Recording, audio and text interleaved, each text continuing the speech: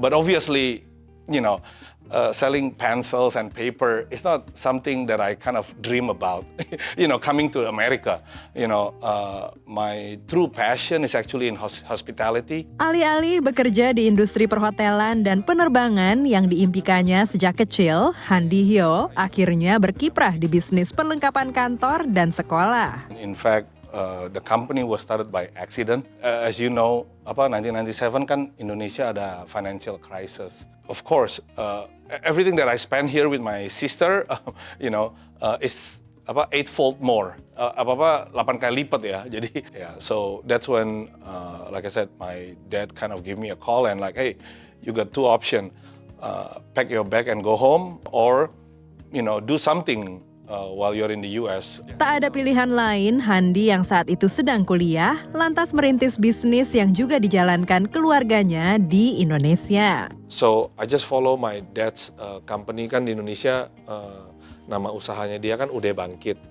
Jadi waktu di US kita mau start bisnis, ya udahlah aku juga nggak tahu, ya udahlah oke, Bangkit USA Inc. Jadi kayaknya perusahaan bangkit di Indonesia tapi ini yang cabang USA. Bermodalkan uang $50.000 yang dikirim ayahnya dan 2 kontainer produk dari Indonesia yang ternyata tak semua dapat dijual di Amerika, ia mulai menawarkan produknya. I tore up the yellow pages and find school and office supply store, gift store, and of course as I drive around.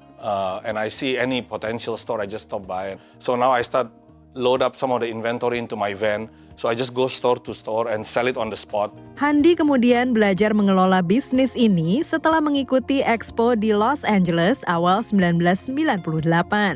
Ia mendirikan kantor dengan gudang seluas 200 meter persegi dan melayani pangsa pasar penjual grosir. So that's when I was like, you know what, we need to have an American name.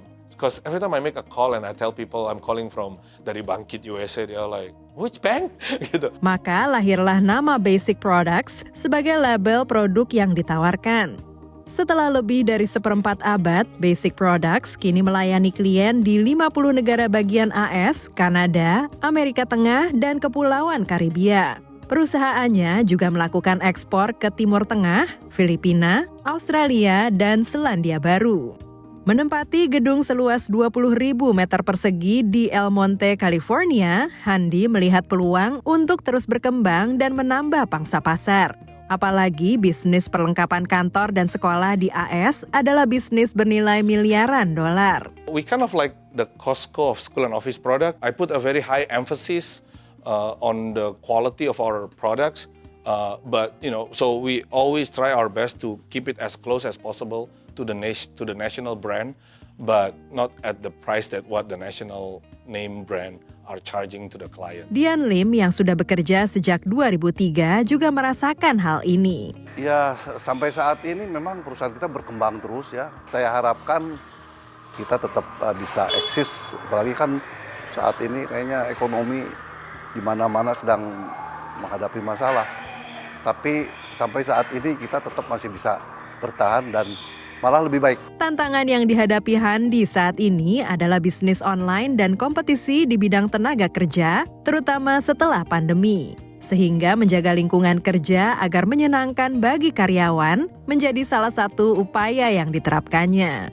Ini dirasakan Jocelyn Hartanto, lulusan UC Berkeley yang baru 7 bulan bekerja di perusahaan ini. Berasa feels like home sih, berasa kayaknya I feel accepted, I feel like belong here gitu loh kayak. Jadi rasanya mungkin nggak terlalu homesick juga, bangga juga lah sebenarnya ada Ko Handi bisa membangun perusahaan di Amerika gitu sebesar ini.